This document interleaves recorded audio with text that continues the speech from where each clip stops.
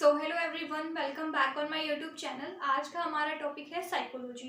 As you all know, psychology एक most interesting topic है। ठीक है, मोस्ट ऑफ स्टूडेंट्स क्या करते हैं, इसको रटते हैं क्योंकि उन्हें वो समझ नहीं आती। अगर आप साइकोलॉजी को अच्छे से समझेंगे तो आपको सबसे इजी सब्जेक्ट ये बन जाएगा साइकोलॉजी। ठीक है स्टूडेंट्स, तो आज जो हमारा टॉपिक है जो हम डिस्कस करने वाले हैं that is psychology unit first. आज हम यहाँ पे डिस्कस करने वाले हैं। ठीक है, तो इससे पहले हम कुछ बातें करते हैं कि साइकोलॉजी आखिर है क्या। Psychology is all about, we can say that thinking process, learning, memorise करना कोई भी चीज़ को, ये सब हम साइकोलॉजी में मानते हैं। ठीक है, तो पहले क्या होता था, जो साइकोलॉजी है उसको फिलोसॉफी में ही इंक्लूड कर लिया गया था कि जो फिलोसॉफी है और साइकोलॉजी एक दूसरे की ऑफस्प्रिंग है। ठीक है, जैसे ऑफस्प्रिंग होते हैं उसी टाइप में इन दोनों सब्जेक्ट्स को भी एक ही चीज़ में इंक्लूड कर लिया गया था। अब होता क्या है, जैसे फिलोसोफर्स हैं उनका कोई भी चीज़ का साइंटिफिक क्या नहीं होता, प्रूवन नहीं होती कोई भी चीज़। लेकिन जो साइकोलॉजी है वो मोस्ट डिफरेंट थिंग है। ठीक है, फिलोसॉफी से। तो ओवर लिटिल 100 ईयर अगो, ठीक है, 100 साल पहले उसको फिलोसॉफी से क्या कर लिया गया, स्प्लिट आउट कर लिया गया। ठीक है, तो ये जो साइकोलॉजी अब हम पढ़ रहे हैं वो डिफरेंट सब्जेक्ट है एज कम्पेयर टू फिलोसॉफी। ठीक है, तो हम देखते हैं साइकोलॉजी वर्ड कैसे बना है। जो साइकोलॉजी है वो दो वर्ड से मिला है, देखो, साइको और लोगो। ठीक है, तो वी कैन से दैट लोगस, तो दो ग्रीक वर्ड से ये बना है, साइकी एंड लोगस। साइकी का मतलब होता है सोल, मतलब आत्मा, एंड लोगस का मतलब होता है टू स्टडी ऑफ। तो पहले माना जाता था स्टार्टिंग में कि जो साइकोलॉजी है हमारी आत्मा की स्टडी करना, उसके बारे में अध्ययन करना ही साइकोलॉजी है।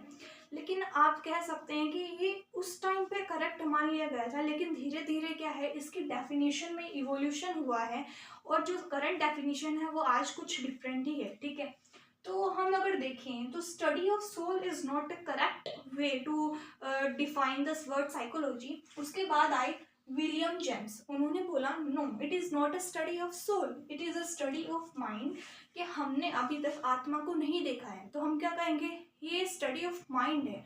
ठीक है, उन्होंने ये बोला। उसके बाद में इनकी जो डेफिनेशन है वो भी डिस्कार्ड कर दी गई लेटर ऑन। उसके बाद विलियम वुंड आए और उन्होंने बोला कि it is a study of conscious experience, क्योंकि माइंड को भी हमने देखा नहीं, हम सिर्फ ब्रेन जानते हैं, माइंड तो हमने उसको बना रखा है कि इस टाइप से ये प्रोसेस होता है, ये सब है, लेकिन we never see that. Okay, तो फिर विलियम वुंड आए और उन्होंने इसकी डेफिनेशन को क्या कर दिया, मॉडिफाई करके बता दिया, it is a study of conscious experience, not a study of mind. ठीक है, उसके बाद इनकी भी जो डेफिनेशन है वो थोड़ी तो सही थी, बट लेटर ऑन उनको भी डिस्कार्ड कर दिया गया। और जो डेफिनेशन अभी करंट जो चल रही है that is study of behaviour, ये करंट डेफिनेशन है साइकोलॉजी की। तो साइकोलॉजी को सबसे पहले बताया गया था it is study of soul, then study of mind जो कि विलियम जेम्स ने बताया था। आफ्टर दैट विलियम वुंड ने बताया था it is study of conscious experience. और जो करंट डेफिनेशन जो पढ़ रहे हैं वो क्या है, it is a study of behaviour. जो हमारा बिहेवियर है, जो चीज़ें हम सीखते हैं, करते हैं, सोचते हैं, जो भी कुछ, चाहे वो एनिमल हो चाहे वो ह्यूमन बीइंग हो, सब क्या है, इसको हम उसकी डेफिनेशन मानेंगे। ठीक है, जो हमारा कॉन्शियस एक्सपीरियंस था उसको नहीं, बिहेवियर को हम मानेंगे। ठीक है, तो अभी हमने देखा कि जो इवोल्यूशन मीनिंग है साइकोलॉजी का। ओके, तो अब हम देख लेते हैं कुछ इसकी अदर डेफिनेशन जो कि साइकोलॉजी की है। तो स्टूडेंट, जैसे कि मैंने आपके सामने लिखी हुई है, ये जो है जिन्होंने ये डेफिनेशन दी है और ये जो डेफिनेशन है वो, तो आपको साइकोलॉजी में एक बात याद रखनी होती है कि आपको साइकोलॉजी में अगर डेफिनेशन लिखनी है, या तो आप इस तरीके से लिखेंगे जिस टाइप से मैंने लिखे हैं, जो साइंटिस्ट ने डेफिनेशन दी है वो, फिर उसका ईयर। ठीक है, ईयर याद रहे तो अच्छी बात है, नहीं रहे तो it's okay.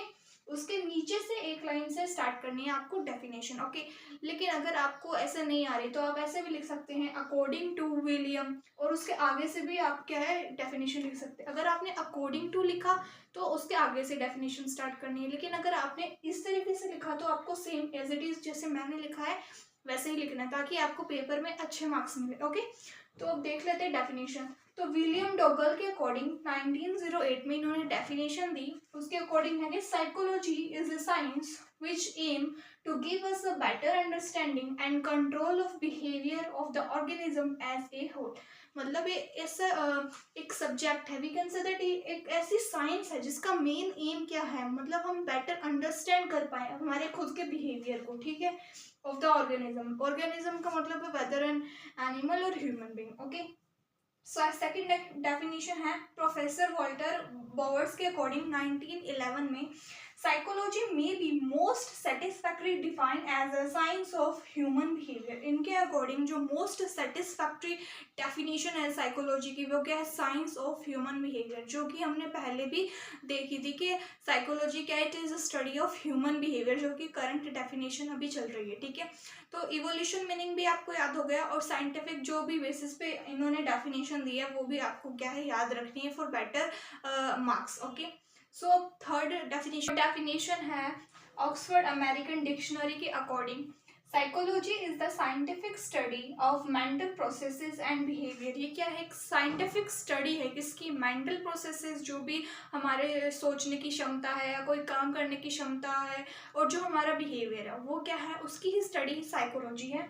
And it is the study of mind and how it work. ये क्या है, स्टडी ऑफ माइंड। हमने पहले भी देखा था कि इसको स्टडी ऑफ माइंड कहा गया है, जो कि विलियम जेम्स ने बोला था, लेकिन बाद में उसको डिस्कार्ड कर दिया था। इसलिए इन्होंने बताया कि साइकोलॉजी एक स्टडी तो है माइंड की, लेकिन क्या कैसे वो वर्क करता है उसके अकॉर्डिंग, ठीक है। सो ये हो गई, psychology is a scientific study of mental processes and behaviour, it is a study of mind and how it's work. So ये थी आज की वीडियो, आई होप आपको अच्छी लगी होगी। सो अगर आपको ये वीडियो पसंद आती है तो please like, subscribe and share my YouTube channel. Next video में हम साइकोलॉजी के branches, scopes, relevance in nursing ये सब पढ़ेंगे, okay. So please like, subscribe and share. Thank you.